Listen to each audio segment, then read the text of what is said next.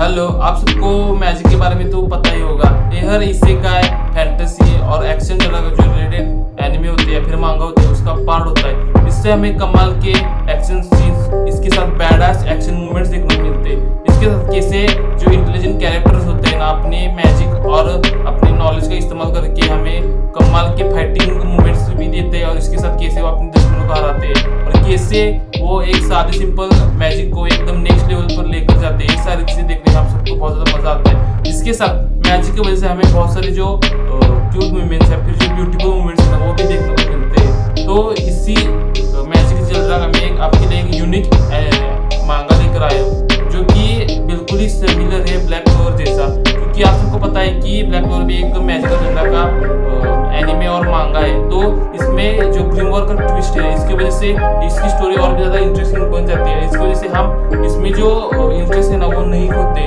और इसमें एक यूनिकनेस आती जाती है, जिसके वजह से आपकी जो क्यूरियोसिटी है ना वो बनी रहती है।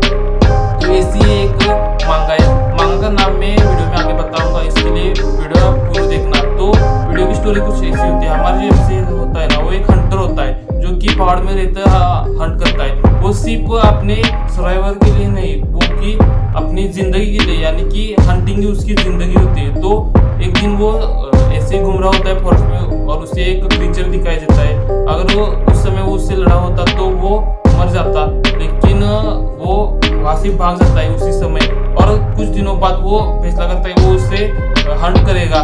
तो इसी समय हमें एक फाइट दिखाई जाती है कि कैसे एक बीच एक मैजिकियन से फाइट करी है। तो हमें पता चलता है कि इस वर्ल्ड में जो मैजिक है ना वो जिंदा होता है, उसका एक स्पिरिचुअल फॉर्म होता है। और उसे एक्वायर करने के लिए जो उस दुनिया की जो वुमेन्स होती है ना उन्हें एक ट्रायल पास करना होता है। और ट्रायल पास करने के बाद वो वुमेन्स उस मैजिक को एक्वायर करके वो विच बन जाती है। तो इस दुनिया में सिर्फ जो वुमेन्स होती है ना वही जो विच है ना वो बन सकती है। तो ऐसे ही इसके साथ फाइटिंग चल रही होती है। हमारी जो पास एक विच होती है जो मैजिक से फाइट करी होती है ना, वो दुनिया की सबसे ताकतवर विच होती है जिसका नाम होता है डेकारस। और वो एक किंग मैजिकन के साथ फाइट करी होती है और हमारी एज यूजुअल जो स्ट्रॉन्गेस्ट विच होती है ना वो उसे हरा देती है। लेकिन वो उसे खत्म नहीं कर पाती, उसका ट्रायल कंप्लीट नहीं कर पाती, क्योंकि उसे सिर्फ एक मेल ही हरा सकता है। तभी हमारे एमसी की एंट्री होती है जिसका नाम होता है इची, और वो उसके ऊपर एक सरप्राइज अटैक कर देता है। वो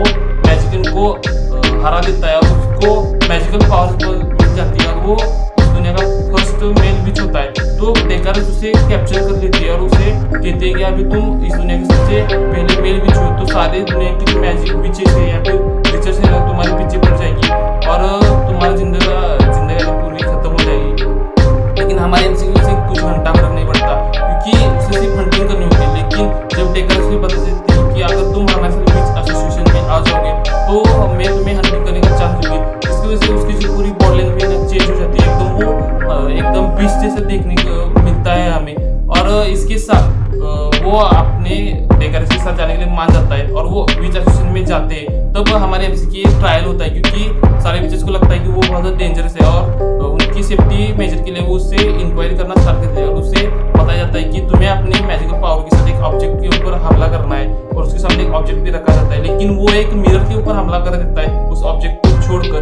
तो उसे सवाल पूछने के बाद वो बता देता है कि मैं जो ज़्यादा हॉस्टाइल है उसके ऊपर अटैक कर देता हूँ। तो मुझे लगता है कि वहाँ से कोई मुझे मर्डर से इंटेंशन देख रहा होता है। तो हमें पता चलता है कि बहुत सारी विचेस है ना उसे उस मिरर की रिफ्लेक्शन से अपनी मैजिक की मदद से देख रहे होते हैं। तो वो सारी जो विचेस है ना अपनी पावर देखकर उससे अप्रूव कर देती है विच के लिए। और उन्हें एक असाइनमेंट दिया जाता है कि उन्हें एक शार्क मैजिकन को एक्वायर करना है। तो वो वहाँ पर जाने के बाद उसे पता चलता है कि उस शार्क मैजिकन को एक्वायर करने के लिए उन्हें उसे मेकअप करना होगा, सजाना होगा।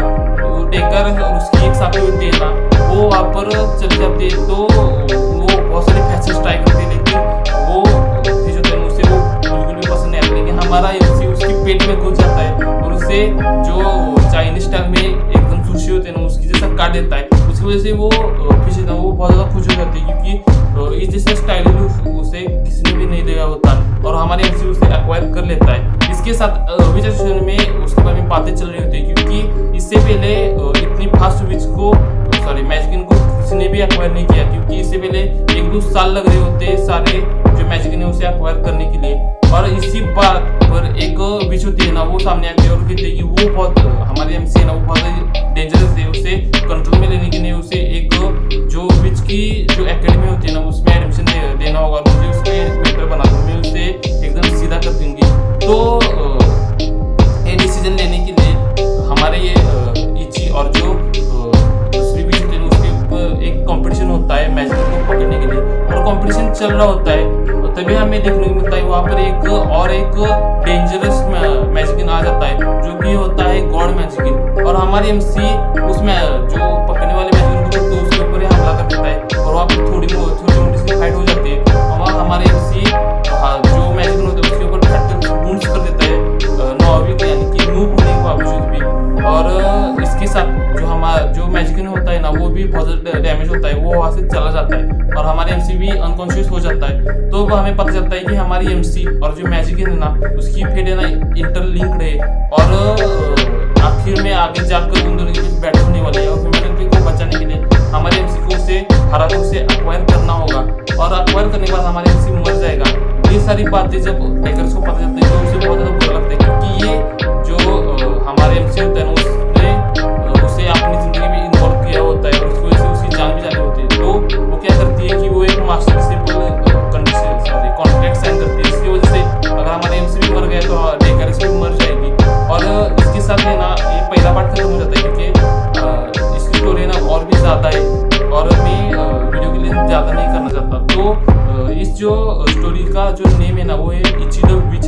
आप इसे जरूर चेकआउट करना क्योंकि इसमें कमाल का जो आर्ट वर्क है या फिर इसमें कमाल के जो कैरेक्टर्स है ना वो आपको बहुत ज़्यादा अच्छे लगेंगे। और जैसे जैसे स्टोरी आगे बढ़ती जाएगी हमें और भी कमाल की